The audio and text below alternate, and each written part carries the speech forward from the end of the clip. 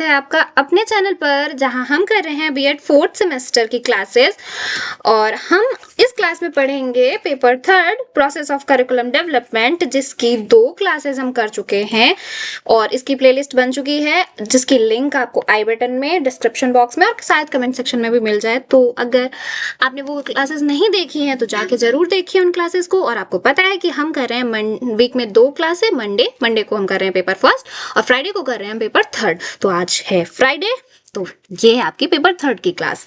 दोपहर 1 बजे प्रीमियर होती है और अगर आपको कोई भी डाउट हो तो तुरंत आप पूछ सकते हैं, आपको लाइव भी आंसर मिलेगा। और अगर आप बाद में क्लास देख रहे हैं तो तब भी अगर आपको कोई डाउट है तो प्लीज पूछेगा, बिल्कुल झिझकिएगा नहीं कि मैं बाद में देख रहा हूँ क्लास या बाद में देख रहा हूँ, ठीक है। अगर मुझे उसका आंसर आता होगा तो मैं जरूर बताऊंगी। तो स्टार्ट करते हैं हमारा आज का टॉपिक।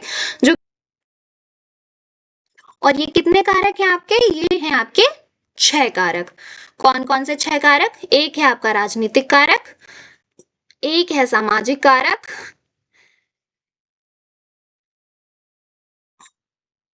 आर्थिक, तकनीकी, पर्यावरणीय और बाल मनोविज्ञानी, चाइल्ड साइकोलॉजी।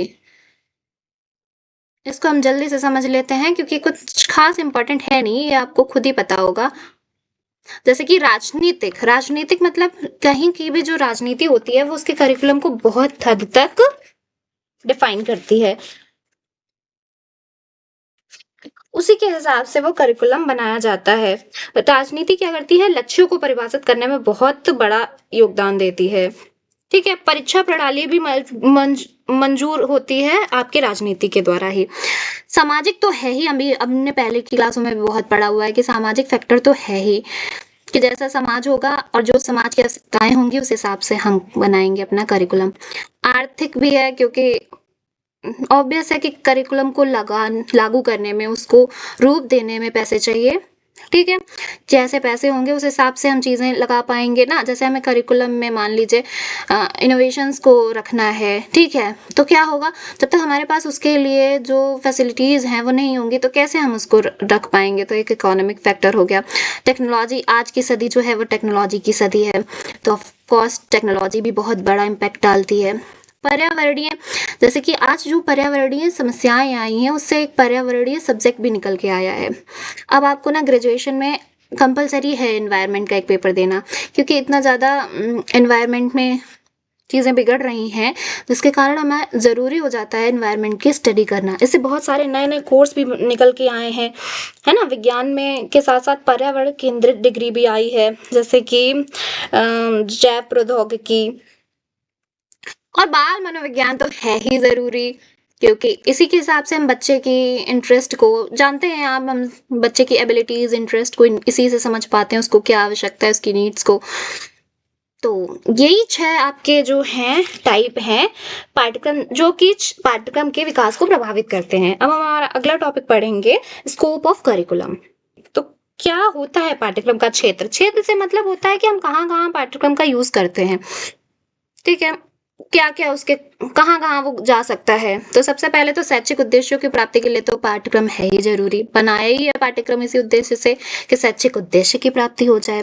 समय और ऊर्जा का उचित उपयोग, देखिए जब हमारे पास एक करिकुलम होता है तो हमें पता होता है क्या पढ़ना है, कब पढ़ना है। जैसे कि करिकुलम है, हमें इतने टाइम तक ये चीज खत्म करनी है, तभी हम आगे जा पाएंगे। और ये सिर्फ टीचर के लिए नहीं, ये स्टूडेंट को भी ये बताता है कि भाई तुम्हें अपने टाइम को प्रॉपर यूज करना है। टाइम को प्रॉपर यूज तो आजकल सभी को करना है, क्योंकि हम सब बहुत ज्यादा टाइम वेस्ट कर रहे हैं, जबकि यही एक ऐसा एसेट है जो सबसे इम्पोर्टेंट और सबके पास है, हम सबके पास है ना। और ज्ञानार्जन तो है ही, ज्ञान के अर्जन के लिए तो पाठ्यक्रम बना ही रहे हैं, है ना।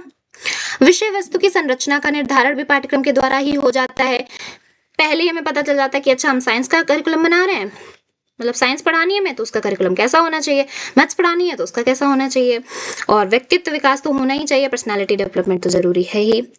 और करिकुलम से ही ना पाठ्य पुस्तक भी तैयार करते हैं हम, जब पाठ्य पुस्तक तैयार करने में भी करिकुलम का बहुत इस्तेमाल होता है। और साथ ही परीक्षा का आयोजन, पाठ्यक्रम शिक्षण सीखने और परीक्षण का आधार है ना, क्या सिखाया जाएगा और कैसे उसको हम टेस्ट लेंगे, इसमें पाठ्यक्रम बहुत इम्पोर्टेंट है। शिक्षण और सीखने की स्थिति का आयोजन करता है। और साथ में शिक्षण विधि का भी निर्माण करता है। जैसे एक ही विषय वस्तु को स्मृति स्तर से चिंतन शील स्तर तक पढ़ाया जाता है। जैसे कि मुझे ना इसमें एक एग्जाम्पल याद आता है,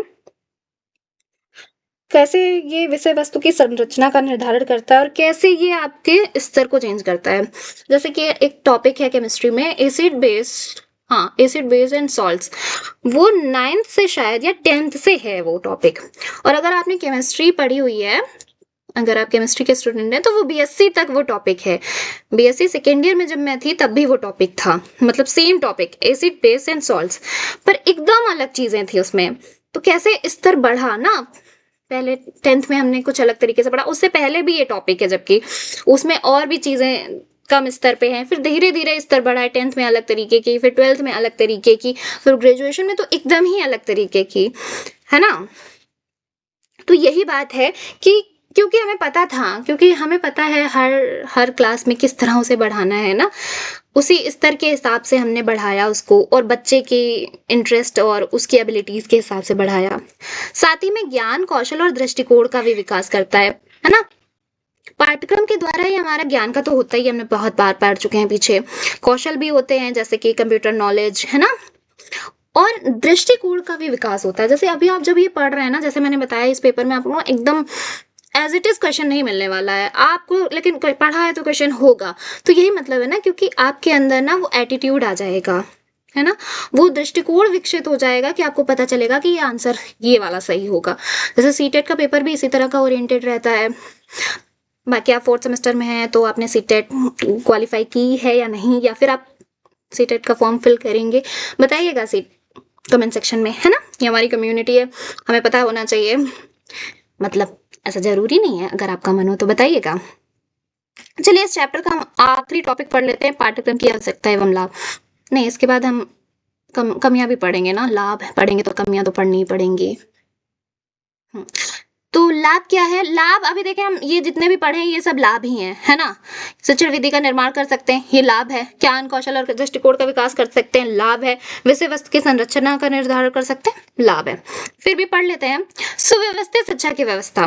ठीक है, जैसे मैंने अभी आपको बताया कि ऐसा नहीं है कि ग्रेजुएशन में जो चीजें हमने पढ़ी हैं एसिड बेस एंड सॉल्ट में, वो हमें 10th क्लास में पढ़ा दी जाती। अगर पढ़ा दी जाती तो क्या हम उतना अच्छे से समझ में आता, और जो 10th में पढ़ाया था वो हमें पढ़ाया जाता ग्रेजुएशन में ना, वो ग्रेजुएशन में हमारे किसी काम का रह जाता, क्योंकि तब हमारा अप्रोच अलग हो जाती, और वहां पे हमने वो चीजें नहीं पढ़ी होती, और वहां पे अगर वो अचानक से आ जाता तो पूरा चीज खराब हो जाती। तो क्या है, करिकुलम के द्वारा ही सुव्यवस्थित शिक्षा की व्यवस्था संभव हो पाती है।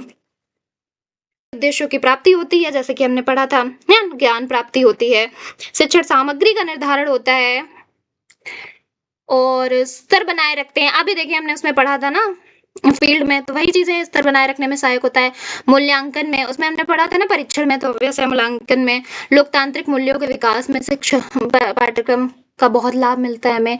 ये पहली वाली क्लास में भी पढ़ चुके हैं, उदारता, न्याय, भ्रातृत्व, ब्रदरहुड, सिस्टरहुड भी। पाठ्य पुस्तकों के निर्माण में सहायक, शिक्षण विधियों के चयन में सहायक, क्योंकि हमें करिकुलम से ही पता रहता है, या करिकुलम ही हमें बताता है कि हमें ये वाली शिक्षण विधि इस सब्जेक्ट के लिए यूज करनी चाहिए। समय एवं शक्ति की बचत, अभी हमने पढ़ा था ना, समय का उपयोग होगा तो समय भी बचेगा, शक्ति भी बचेगी। शिक्षकों के लिए मापदंड, शिक्षकों को किस तरह से पढ़ाना चाहिए, ये भी हमें करिकुलम बनाता है। निरंतर अनुभवों का विकास होता रहता है ना, कभी प्रैक्टिकल हो रहा है, कभी इंटरनल हो रहा है, कभी हमारा पेपर हो रहा है, तो हमें ना निरंतर अनुभव मिलते रहते हैं। स्थानीय स्रोतों का अधिक प्रयोग, ठीक है, स्थानीय स्रोतों का अधिक प्रयोग का मतलब क्या हो गया, जब विद्यार्थी कक्षा या विद्यालय में ग्रहण करता है तो उसे अपने स्थानीय स्रोतों के बारे में ज्ञान प्राप्त होता है। जैसे कि देखें, क्लास 6 की एनसीईआरटी में एक है टॉपिक सजीव और निर्जीव। तो उसमें ना जैसे कि उसमें बताया गया है कि देखिए, सजीव तो रिएक्ट करते हैं, जैसे हमें कोई मारेगा तो हम भागेंगे, दौड़ेंगे, या जो भी है हम रिएक्ट करेंगे, पर पौधे तो ऐसा नहीं करते ना। आमतौर पे अगर 6th क्लास के बच्चे से ऐसा कहेंगे तो उसमें बड़ा अच्छा एग्जाम्पल दे रखा है कि देखिए, जैसे एक छुई मुई का पौधा होता है ना, डोंट टच उसको छुओ तो वो एकदम मुरझा जाता है। तो ऐसे ही, तो इस तरह से एग्जाम्पल में बताया ना, तो जब हम उसको बच्चे को पढ़ा रहे होंगे सजीव और निर्जीव, तो उसे याद आएगा, अच्छा हाँ सही बात तो है, हमने वो पौधा था, उसको छुआ था, उसने ऐसे रिएक्ट किया था। तो क्या करता है बच्चा, जो उसे विद्यालय में ज्ञान प्राप्त हुआ है ना, उसको वो स्थानीय स्रोतों से रिलेट करता है। बस अब हम देखते हैं वर्तमान पाठ्यक्रम के दोस्त। इतने अच्छे अच्छे हमने अच्छी अच्छी चीजें देख ली, सब अच्छा पढ़ लिया, अब थोड़ी कमियां पढ़ेंगे हम, डिमेरिट्स पढ़ेंगे। सबसे पहले तो है संकुचित दृष्टिकोण। क्या है? क्लास बंद तो नहीं कर रखी? हाँ, संकुचित दृष्टिकोण। जैसे कि अब ना हमने सिर्फ और सिर्फ क्या कहते हैं उसे, बुकिश नॉलेज तक ही इसको सीमित कर दिया है। क्या है, हमारा उद्देश्य हो गया है कि बस उच्च शिक्षा के लिए तैयार कर दो बच्चे को। ठीक है, अप्रोचेस पे हम ध्यान ही नहीं दे रहे हैं। तो ये क्या है, संकुचित दृष्टिकोण हो गया है। देखिए आगे दिया हुआ है, पुस्तकीय ज्ञान पर बल। क्या कर रखा है हमने, बुकिश नॉलेज पे बल दे रखा है। हमें नहीं मतलब कि हम कैसे उसको रिलेट करें, कैसे उससे ऐसा ऐसा स्टेबल नॉलेज दें, नहीं, हमें बुकिश नॉलेज देना है। विषयों की अधिकता, बहुत सारे सब्जेक्ट्स हो चुके हैं ना, जिससे बच्चे पे बहुत दबाव आता है। परीक्षा की प्रधानता, भाई तुम पढ़ो कैसा भी रहे हो, समझ कुछ भी रहे हो, लेकिन नंबर अगर अच्छे नहीं आए, पेपर में अच्छा नहीं किया परफॉर्मेंस, तो कोई मतलब नहीं है। तो यानी हम ना उसको क्या दे रहे हैं, प्राइमरी में उसी को रख रहे हैं, प्रायोरिटी में उसी को रख रहे हैं। तकनीकी एवं व्यावसायिक शिक्षा की व्यवस्था का अभाव, ये तो बहुत ही है हमारे यहाँ ना, टेक्नोलॉजी और वोकेशनल एजुकेशन का बहुत ज्यादा अभाव है। नैतिक शिक्षा का की उपेक्षा, जैसे नैतिक शिक्षा की उपेक्षा की जा रही है, उसको भी ना सिर्फ एक बुकिश नॉलेज में बच्चे को पढ़ाया जा रहा है कि बड़ों का आदर करो, सम्मान करो। अब पढ़ाने वाला खुद भी नहीं शायद कर रहा है, और फिर बच्चा भी बस पेपर में लिख के आ रहा है, वो भी नहीं कर रहा है। टाइम को बचाओ, अच्छी जगह पे लगाओ, ना तो पढ़ाने वाले कर रहे हैं ना, और ना ही पढ़ने वाले कर पा रहे हैं। तो नैतिक शिक्षा की बहुत उपेक्षा हो रही है। उसको सिर्फ बुक में ही समझ लिया है बस, कि ये बस लिख के आओ, नंबर पाओ। इतने बड़े बड़े आईएएस ऑफिसर्स जो रहते हैं, जो पूरा एथिक्स का टॉपिक पढ़ते हैं, वो ऐसी ऐसी चीजों में पकड़े जा रहे हैं। तो फिर बाकी किसी से क्या ही उम्मीद कर सकते हैं ना। व्यक्तिगत विभिन्नताओं की उपेक्षा हो जाती है। नहीं ध्यान में रखते हैं कि हर बच्चा एक जैसा नहीं है, सबकी रुचियां अलग हैं, सबकी बुद्धि का स्तर अलग है, सबकी आयु अलग है ना। अब क्या है, अब ये सब चीजें हो गई। देखिए आपने डिमेरिट्स देख ली ना, अब आपको पता है कि हम कहाँ कहाँ अच्छा कर सकते हैं। जैसे क्या कर सकते हैं, विषयों को थोड़ा कम कर सकते हैं, बच्चे की रुचि के हिसाब से अगर हम कर दें। परीक्षा को प्रधानता दें, पर इतनी प्रधानता ना दें, है ना, कि बस परीक्षा परीक्षा परीक्षा। तकनीक और व्यावसायिक शिक्षा को विकसित करें, नैतिक शिक्षा को भी पर्याप्त स्थान दें, उसको दैनिक हमारे जीवन में भी इम्प्लीमेंट करना सिखाएं, और व्यक्तिगत विभिन्नताओं को भी ध्यान में रखें। तो बस यही सुधार है, यही आपके सुझाव है। देख लीजिए, रुचि एवं योग्यता के अनुसार विषय का चयन कर सके, और क्या है, धर्म मानवता व नैतिकता का ज्ञान हो, और क्या है, औपचारिक विषय को भार को कम किया जाए। देखा, वो वही सब कुछ है जो अभी हम लोगों ने पढ़े थे, जो डिमेरिट्स थे, उन्हीं में तो करेंगे सुझाव। पाठ्यक्रम लचीलापन हो, और साथ ही ऐसे विषयों को सम्मिलित किया जाए जो बालक के जीवन से संबंधित हो। परीक्षा को प्रमुख स्थान ना देकर गौड़ स्थान प्राप्त हो, मतलब प्रायोरिटी में ना रखा जाए, सेकेंडरी स्थान में उसको रखा जाए। पाठ्यक्रम में ऐसे विषय व क्रियाओं को शामिल किए जिससे बालक आत्मनिर्भर व स्वावलंबी बने। और भी पॉइंट्स हैं जिनको हम पढ़ लेते हैं। पाठ्यक्रम में स्थानीय भाषाओं का प्रयोग किया जाना चाहिए, जैसे एनईपी कहती है। एनईपी आपकी मदर टंग को बहुत ही ज्यादा, वो क्या कहते हैं, बहुत ज्यादा प्रायोरिटी देती है, जिससे कि पाठ्यक्रम की छात्र और शिक्षा दोनों ही आसान हो, समझा जा सके, शिक्षक दोनों को आसानी से समझ सके। ठीक है, पाठ्यक्रम बहुत अधिक व्यापक नहीं होना चाहिए। पाठ्यक्रम में अधिक खर्चीला नहीं होना चाहिए। पाठ्यक्रम क्या होना चाहिए, जिससे अभिभावक और शिक्षण संस्थाओं पर ज्यादा भार ना पड़े, ऐसा पाठ्यक्रम होना चाहिए। बहुत ज्यादा जिसमें पैसे लगे, ऐसा पाठ्यक्रम नहीं होना चाहिए। तो यहाँ से हमारा जो फर्स्ट चैप्टर था वो पूरी तरीके से खत्म हो चुका है। सारे टॉपिक्स हमने उसके पढ़ लिए हैं, और इस क्लास से रिलेटेड हमें आपसे क्वेश्चन पूछना है, और आपको उसका आंसर देना है याद से कमेंट सेक्शन में, है ना। लोकतांत्रिक मूल्यों में कौन कौन से मूल्य आते हैं, 2-3 बार मैंने बताया है, और इसमें कुछ और लिखा था मैंने, फिर उसको और भी किसी चीज को ऐड करके बताया है, क्योंकि जेंडर बायस नहीं होना है ना। तो फिर बताइएगा उसको आंसर को अपने कमेंट सेक्शन में। और क्लास अच्छी लगी हो और यहाँ तक आप रुके हो तो प्लीज चैनल को सब्सक्राइब, वीडियो को लाइक एंड शेयर कर दीजिएगा।